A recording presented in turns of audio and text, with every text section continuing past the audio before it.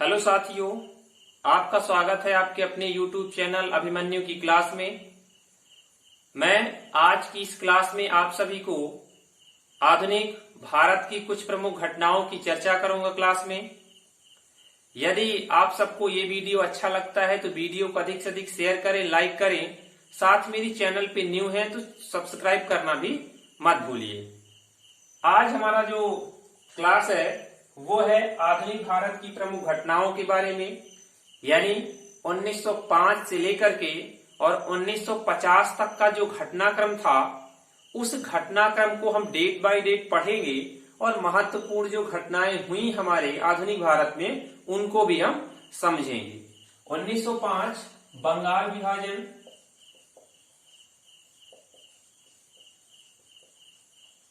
यानी 1905 में बंगाल के दो टुकड़े कर दिए गए, पूर्वी और पश्चिमी बंगाल के रूप में। 1906 में क्या होता है, मुस्लिम लीग की स्थापना। मुस्लिम लीग की स्थापना की किसने थी? आगा खां के नेतृत्व में। आगा खां के नेतृत्व में मुस्लिमों के लिए एक अलग से पार्टी मुस्लिम लीग की स्थापना होती है।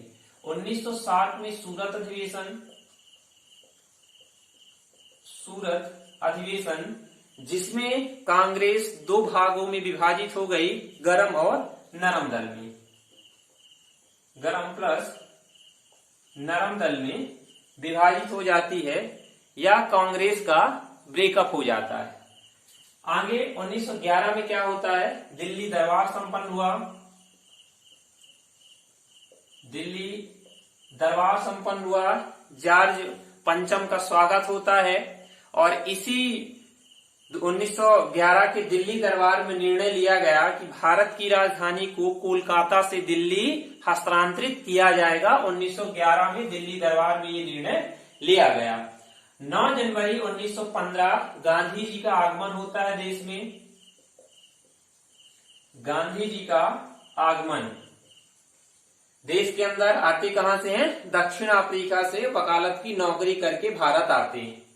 1916 में क्या होता है, जो 1907 में सूरत अधिवेशन के दौरान कांग्रेस का ब्रेकअप हुआ वही आगे मिल जाते हैं, यानी कि दोनों गरम प्लस नरम दल मिल जाते हैं, यानी दोनों आपस में एक दूसरे से जुड़ जाते हैं। 1907 के सूरत अधिवेशन में दोनों क्या होते हैं, विभाजन हुआ, गरम और नरम दल के रूप में कांग्रेस का। और 1916 में क्या होता है, दोनों गरम और नरम दल आपस में मिल जाते हैं। 1917 में क्या होता है, गांधी जी जो 1915 में आए भारत, वो क्या होता है 1917 में मैदान में कूद पड़ते हैं, यानी कि सत्याग्रह के लिए 1917 में। और उनका पहला सत्याग्रह कौन सा था? चंपारण सत्याग्रह। किसके लिए था? नील की खेती के विरोध के लिए। नील की खेती के विरोध में। है कहां चंपारण? बिहार में, याद रखिएगा, चंपारण बिहार में। तो ये 1917 में गांधी जी का पहला सत्याग्रह या कोई आंदोलन था भारत के अंदर। 1919 में क्या होता है, रोलेट एक्ट आता है। रोलेट एक्ट क्या था ये? ना वकील, ना दलील और ना ही अपील का कानून था। इसे क्या कहा गया था? काला कानून के नाम से भी जाना गया था। ठीक है, 1919 के अंतर्गत रोलेट एक्ट आया। इसी 1919 में याद रखिएगा, इसी रोलेट एक्ट के विरोध में जलियांवाले बाग में एक सभा का आयोजन होता है, इसी रोलेट एक्ट के विरोध में। और उसी जलियांवाले बाग की सभा में जनरल डायर ने गोली चलवा दी थी और बहुत सारे भारतीय निर्दोष जो लोग थे उनकी मृत्यु इस जलियांवाला बाग के दौरान हो गई थी। 1920 में क्या होता है, 1920 में गांधी जी का असहयोग आंदोलन शुरू हो जाता है। असहयोग आंदोलन गांधी जी का 5 फरवरी 1922 को चौरा चौरी घटना के बाद क्या हो जाता है, आंदोलन समाप्त कर दिया जाता है। चौरा चौरी की घटना क्या थी, यूपी गोरखपुर में ये चौरा चौरी नामक स्थान है। यहाँ पे इस आंदोलन के दौरान, यानी असहयोग आंदोलन के दौरान लोग हिंसक हो गए और लगभग 10 से 11 पुलिस कर्मियों को थाने के अंदर ही जला दिया। और ये सूचना जैसे ही गांधी जी को पहुंची कि असहयोग आंदोलन में हिंसा का उपयोग हुआ है, उन्होंने तुरंत आंदोलन को बंद कर दिया था 5 फरवरी 1922 को। 1923 में क्या होता है, स्वराज पार्टी की स्थापना होती है। स्वराज पार्टी की किसने की थी, चित्तरंजन दास ने,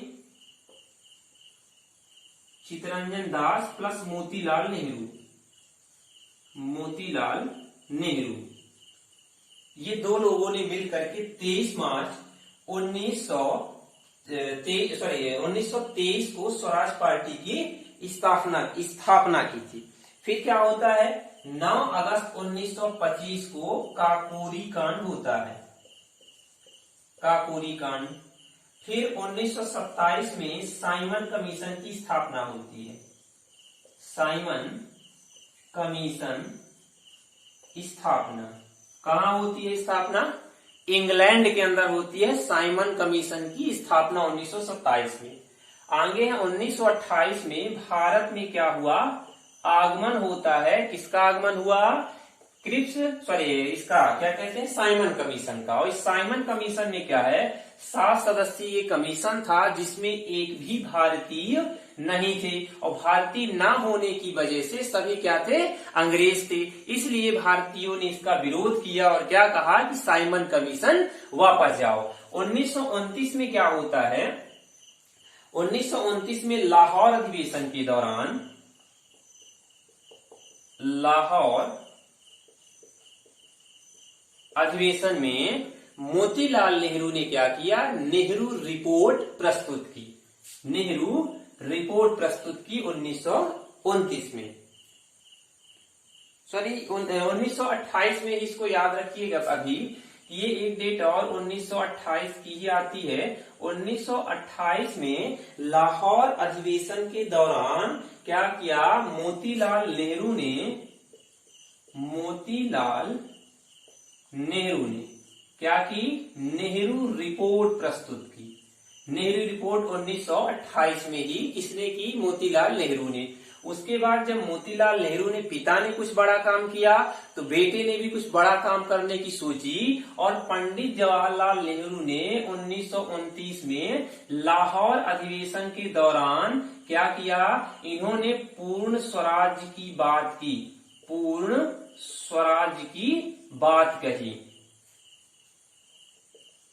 पूर्ण स्वराज की बात। इसमें 1928 में साइमन कमीशन का आगमन देश के अंदर होता है और लोगों ने विरोध किया और साइमन कमीशन वापस जाओ के नारे लगी। 1928 में ही मोतीलाल नेहरू ने क्या किया, 1928 में ही नेहरू रिपोर्ट प्रस्तुत की।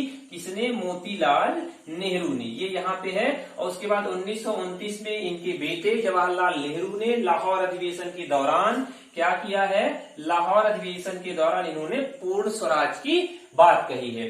12 मार्च 1930 को दांडी यात्रा की शुरुआत हो जाती है। कहां से होती है, साबरमती आश्रम से, साबरमती आश्रम से।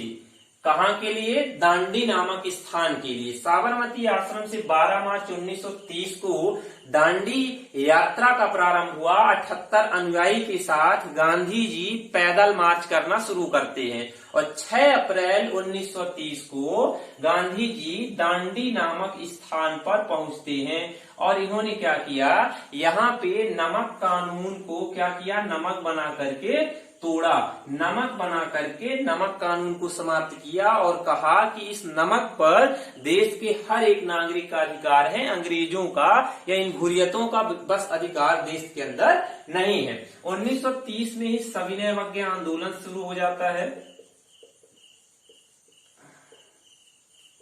सविनय अवज्ञा आंदोलन 1930 में शुरू हुआ। 23 मार्च 1931 को भगत सिंह, राजगुरु और सुखदेव भगत सिंह, राजगुरु और सुखदेव, इन तीनों को क्या कर दिया जाता है, फांसी की सजा दे दी जाती है। इसीलिए प्रत्येक वर्ष 23 मार्च को शहीद दिवस के रूप में भी हम मनाते हैं। 1932 में क्या होता है, पूना पैक्ट आता है। पूना पैक्ट, ये पूना पैक्ट जो है वो किसके बीच हुआ था, गांधी और किनके बीच, अंबेडकर के बीच। गांधी प्लस अंबेडकर, ये क्या है, पूना पैक्ट 1932 में। इसमें अंग्रेजों ने दलितों के लिए पृथक से निर्वाचन मंडल बनाने की व्यवस्था कर दी थी, और यही जो है गांधी जी चाहते नहीं थे कि भारत के लोग जाति धर्म के आधार पर अलग हों। इसलिए गांधी जी पूना में जो है अनशन पर बैठते हैं और ये कहते हैं कि दलितों के लिए अलग से निर्वाचन मंडल की व्यवस्था नहीं होनी चाहिए। फिर जो है अंबेडकर जी पहुंचे और इनका अनशन तुड़वाते इन्होंने कहा ठीक है, अलग से जो है दलितों के लिए निर्वाचन मंडल की व्यवस्था नहीं होगी। फिर आता है 1942 में क्रिप्स मिशन जो है भारत आता है। ठीक है, अब 1942 में याद रखिएगा कि 1939 से लेकर के 1945 तक सेकंड वर्ल्ड वार का समय था। ठीक है ना, और इस सेकंड वर्ल्ड वार में इंग्लैंड की हालत पस्त हो चुकी थी। अमेरिका ने जो है इसको सुझाव दिया कि आप क्या करो, कि जर्मनी से इनका युद्ध चल रहा था, जर्मनी का हिटलर जो है इनको दौड़ा दौड़ा के मार रहा था, है ना। अब इनकी हालत पस्त थी 1942 के दौर में। अब इन्होंने अमेरिका से राय मांगी कि अब इस समय पे हम क्या करें, तो अमेरिका ने कहा कि आप भारत को युद्ध में ले आओ। उसी दौरान क्रिप्स मिशन भारत आता है और क्रिप्स मिशन कहता है भारतीयों से कि आप हमारी मदद करिए, किसमें, इस द्वितीय विश्व युद्ध के दौरान। तो भारत ने कहा अच्छा मौका है, इसी मौके में हम अंग्रेजों से अपने स्वाधीनता की भी बात कर लेते हैं। अंग्रेजों से भारतीयों ने कहा कि हमें आप स्वाधीनता दो, उसके बदले हम आपके इस द्वितीय विश्व युद्ध में भाग लेंगे, है ना। अंग्रेजों ने कहा कि आप अभी हमारे साथ आइए, जो भी होगा वो हम युद्ध के बाद करेंगे। भारतीयों ने कहा हमें बेवकूफ समझ रखा है क्या। उन्होंने कहा कि जो कुछ होगा वो अभी होगा, तभी हम आपसे क्या करेंगे, भारत जो है युद्ध में आपकी मदद करेगा। इसी दौरान 9 अगस्त 1942 को हथौड़ा मार दिया जाता है, कहां, अंग्रेजों के ऊपर, और भारत छोड़ो आंदोलन की शुरुआत हो जाती है। भारत छोड़ो आंदोलन की शुरुआत हुई देश के अंदर। यानी गांधी जी को पता था कि क्या है कि इस दौरान जो है अंग्रेज 1942 के समय पर द्वितीय विश्व युद्ध में व्यस्त है। यदि इस दौरान भारत के अंदर कोई बड़ा आंदोलन होता है तो हो सकता है कि अंग्रेज मजबूरन भारतीयों को छोड़ करके वापस चले जाएंगे। अब क्या था, गांधी जी थोड़ा दिमागी आदमी तो थे ही, उन्होंने एक चाल चली कि 8 अगस्त को या इसी 8 अगस्त 1942 को एक ऑपरेशन अंग्रेजों ने चलाया, zero hour, operation zero hour, और इसके अंतर्गत देश के सभी बड़े नेताओं को जेल के अंदर डाल दिया गया था। और गांधी जी को इसका आभास पहले ही हो गया था, इसलिए इस भारत छोड़ो आंदोलन में गांधी जी ने कहा कि इस आंदोलन का नेतृत्व मैं नहीं बल्कि पूरे भारत का एक एक व्यक्ति कर रहा है। और 8 अगस्त को गांधी जी और उनके जैसे बड़े नेताओं को जेल में डाल दिया जाता है। 9 अगस्त से भारत छोड़ो आंदोलन की शुरुआत हुई और इसी आंदोलन में जम करके हिंसा भी होती है। अब जब जम के हिंसा हुई भारतीयों ने की, आंदोलन के दौरान अंग्रेज दौड़े पहुंचे कहां, गांधी जी के पास जेल में। उन्होंने कहा कि गांधी तुम तो जिस आंदोलन में हिंसा होती है उसको बंद कर देते हो, तो चलो 1942 के भारत छोड़ो आंदोलन को भी बंद करो क्योंकि इसमें जमकर हिंसा हुई। गांधी जी ने कहा हमने तो हिंसा को देखा ही नहीं कि होती कहां है। गांधी जी भी चतुर व्यक्ति थे, ऐसे नहीं थे नॉर्मल व्यक्ति। उन्होंने कहा हमने तो हिंसा देखी ही नहीं तो आंदोलन क्यों बंद होगा, है ना। अंग्रेजों का ये भी दाव जो है फीका पड़ जाता है। मजबूरन उन्होंने मार्च 1946 में कैबिनेट मिशन को भारत भेजा। कैबिनेट मिशन को भारत भेजते हैं और इसमें कह दिया गया, और यानी कैबिनेट मिशन ने कहा कि भारत के एक संविधान सभा का निर्माण होगा, भारत की संविधान सभा का।